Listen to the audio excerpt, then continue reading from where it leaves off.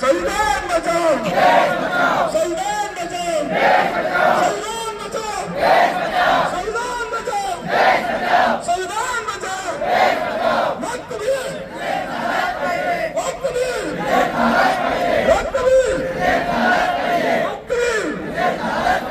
मुस्लिमांना दवचलं म्हणजे देशाचा विकास होऊ शकतो का? फक्त मुस्लिमांना बेजारीला आणलं, त्यांना परेशान केलं, त्यांचे व्यवसाय बंद पाडले, त्यांच्या मस्जिदी समोर नंगा नाच केला म्हणून तुम्ही काय धर्माचं पालन करू शकता का? माझा हा प्रश्न आहे, या सर्वसामान्य नागरिकांना माझा प्रश्न।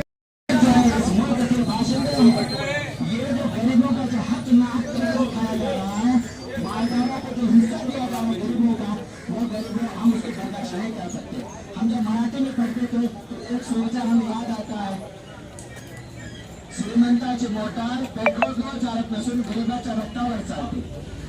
आज जो है ये गरीबों का हक जो है खाया जा रहा है नाहक तरीके से, ये हम कभी भी बर्दाश्त नहीं कर सकते।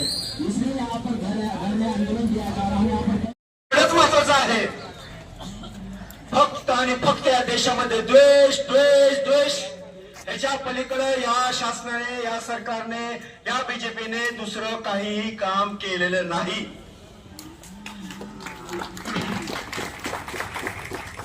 त्याचमुळे आज आम्हाला इथं पोलीस स्टेशन समोर बसण्याची वेळ आली आमच्यावर। काय आम्हाला कामधंदे नाहीत का? आम्ही रिकामे काय आहोत का? का तुम्ही आमच्या जे महत्वाच्या मागण्या आहेत त्याच्याकडे लक्ष देत नाही?